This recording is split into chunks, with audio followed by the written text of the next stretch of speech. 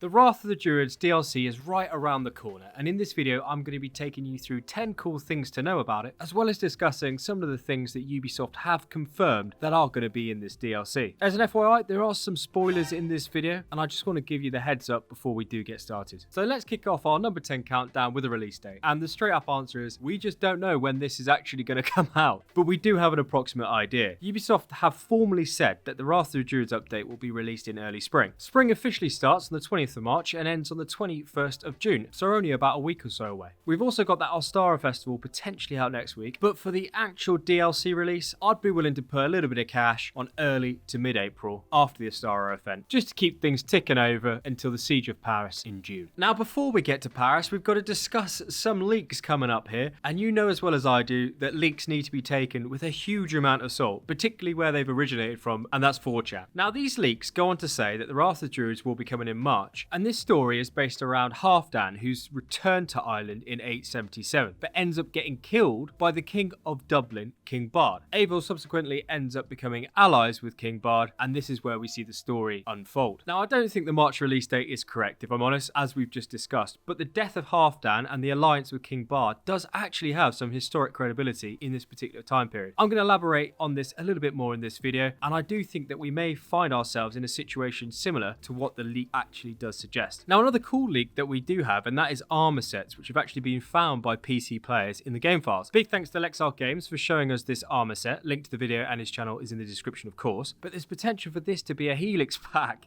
which may be released before the DLC. But what's interesting about this particular armor set is that it's called Tyrannus, and Tyrannus was the Celtic god of thunder and trumps Thor on this. He was actually worshipped in Ireland, Britain and France at the time, and was recognised by having a thunderbolt in one hand and a wheel in the other. He was also widely recognised as being the god Jupiter, who we all know who that is in this AC series, so that's pretty cool. Now, coming in at number 8, and that is ring forts and replayability. Jose, one of the post-launch producers from Ubisoft, has said that we're going to be able to conquer ring forts, which was big business back in that particular time period. Historically, over 40,000 sites have been identified in Ireland as ring forts, and it's thought there were at least 50,000 that actually existed on the island at its peak. Now, we know Ubisoft love their history in their games, and let's be honest, we do too. So if this is anything to go by, I would honestly be expecting a lot of ring forts to conquer and replay, not just one or two. Now, when it comes to that replayability, there's so much possibility here in terms of re-raiding these forts. It makes complete sense historically and would give us the extra reason to raid if we were to obtain more resources to bring back to our settlement, as well as Opal, because you could then incorporate dailies and weeklies into this re-raiding replayability. And also there's the potential for local tribes and rivals to retake those forts, which would be quite fun to actually go back and do. Now, this brings us quite nicely onto number 7, and as time goes on, this is probably one of the things that I'm actually getting more and more excited about, and that is trading, and something else that Ubisoft has actually mentioned, but it's kind of flown under the radar a little bit, and that is smuggling. Jose went on to say in the post-launch trailer that we'll be able to influence the trading systems of Dublin, which at the time was a bustling trading metropolis. So what does this actually mean for us? Is it just some marketing hot air, or are we actually going to have some sort of influence inside Valhalla's in-game economy? KTJ mentioned how cool it would be if we could go into more depth with foreign goods and trading goods, using them to upgrade our settlement. Our supplies could also get lost or stolen by rival factions and spies, and I couldn't agree more with it. Some of you who've played Assassin's Creed Liberation may recall that there was actually a trading system where you could do exactly this. You're able to buy and sell goods from different locations and use the map menu system to make decisions on where to send those goods to actually make a profit. You'd also be presented with this kind of risk-loss-reward screen depending upon a number of different factors such as the route you were going to take, your ship, your level, and this would potentially cause you to lose all your goods on transit. So Ubisoft have actually built this trading system, and how amazing would it be to actually integrate this system into Valhalla, so we'd be able to trade from different locations and ring forts that we've actually conquered ourselves. Ubisoft also go on to mention on their website that we'll be able to smuggle. So when I think of smuggling, I think of transporting contraband from A to B. And I think that that could thread quite nicely into the trading system between Ireland and Ravensthorpe and what we've just discussed. So fingers crossed for this. It could be big, but it also could just be us buying and selling trinkets at a trade vendor in Dublin. Now this brings us on quite nicely to number 6, and that is Gaelic kings and Irish factions. So the name of the game in Wrath will be to eliminate the Druid cult and influence the Gaelic kings of Ireland, which were also numerous in that time period, by the way, and it was actually composed of more than 150 different kingdoms ruling over different small territories. This decentralized system of governance actually made it almost impossible to gain any control of a territory, since defeated kings were easily replaced. Now Valhalla takes place in 873, and as we've discussed in the previous leaks, Halfdan does die while in Ireland. This is believed to have legit happened in around 877, where he was killed by the King Bard of Dublin, while in an attempt to claim the Kingdom of Dublin itself, so one of the largest kingdoms in Ireland at the time. Now what does this mean for us? It means that there's going to be a lot of kings, there's going to be a lot of territories, and I think there's going to be a similar arc story format here, just as we've seen in England. I'd also love to see an actual land battle, because we got it loads in the trailer, but we've never actually seen one in game.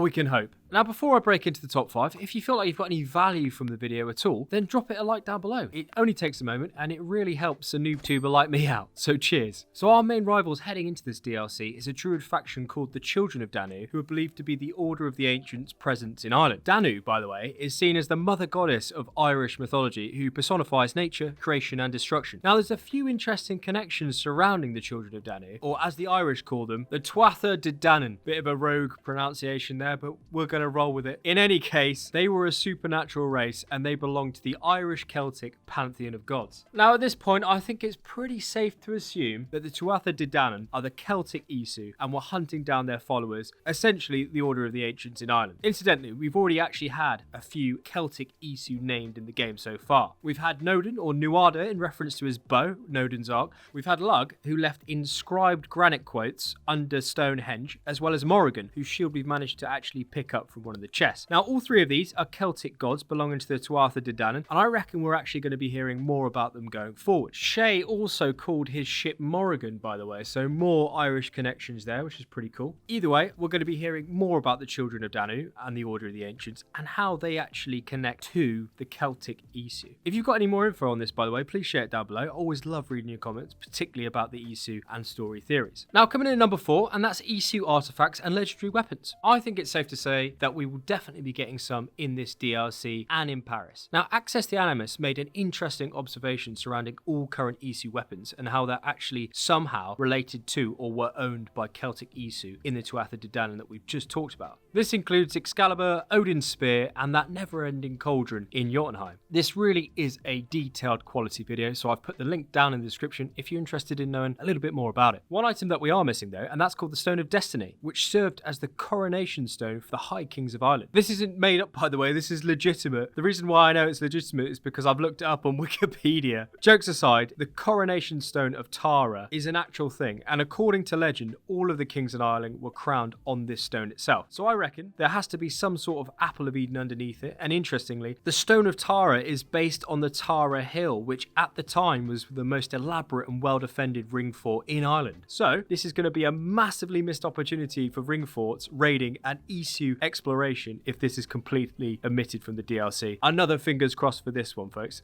I could disagree with Ubisoft on a lot of things, but there's one thing that they do really, really well at, and that is the inclusion of Easter eggs and secrets in their video games. Arnie and Adam commented in our recent Easter egg secret video about some potential Irish folklore stories that could see themselves appearing in the DLC, and some of these are tremendous and would make complete sense to me to include. First up, it's the headless horseman called the Dullahan, which plays a big role in Irish folklore. The Irish believe that the horseman stops riding when a person is due to die, and there are rumours that golden objects can actually force the Dullahan to appear. This is so cool, and if this is not primetime Ubisoft Easter egg material there, I honestly have no idea what is. This needs to be in the game. I also think we'll see quite a few famous locations, as the Discovery Tour has actually been confirmed and will probably arrive after Paris. One of them being the Giant's Causeway, which is allegedly built by a giant looking to cross the Irish Sea to fight another Scottish giant. This plays into the giant storyline quite nicely, as well as the Glendalough Monastery, which was established in the 6th century by St. Kevin, and is a major tourist attraction due to its magical and mysterious history. So we've got lots to look forward to. Let me know down below if you think we may actually get some more cool potential Easter eggs in Ireland. I'd love to know more.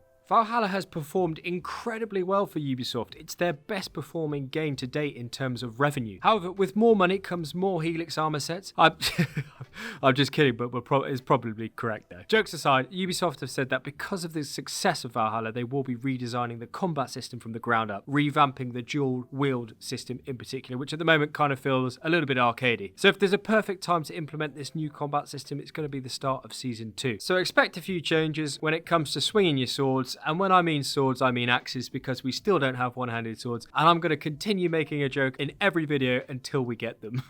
Now moving on to Assassins versus Templars, and it's the big question: will Eivor become an assassin, or will she become a Templar in Assassin's Creed Valhalla? We're going to be seeing the foundation of that ultimate decision in this next DLC, and we'll be exploring Basim's intentions more as he continues to hunt for something in the Animus via Eivor's memories. I do think though we'll be seeing more of a focus on the Order of the Ancients rather than the Templar Order, and I think this is going to continue as we ended the main game on Alfred establishing a foundation for his ideal order, which looks like it's going to become the Templar Order. At the moment, Eivor has no real threat to herself apart from Alfred, as everything in England has been pacified. So to me, it makes sense for Alfred to continue to push this law and order narrative to ensure full control over England and influence Europe. And I think 2 DLCs is plenty of time to show Eivor becoming more sympathetic to Alfred's law and order narrative, which in turn makes her more receptive to those Christian ideals, particularly when I suspect they'll now be working together to eradicate that Druid cult and by extension the Order of the Ancients in Ireland, as they have done so in England. Eivor's grave in Vinland also purposefully hides Eivor's hidden blade hand. I think this is completely intentional because it would just give away the plot, but it also begs the question, did Eivor take Alfred's hand and join the poor soldier of Christ? Either way, it's going to be interesting to see how this pans out for Eivor, Basim and the Assassin and Templar Order. Now, big congratulations to Nock, who won our Discord community photo competition this week. What an absolutely terrific photo. Thanks for sharing. Also, if you're interested in joining a quality group of people who share a passion for AC, gaming and terrible jokes, then check out our Discord, links down below, and we'd love to see you in the lobby. Anyway, enough from me. If you enjoyed the video, hit a like and consider subscribing for more content just like this. As usual guys,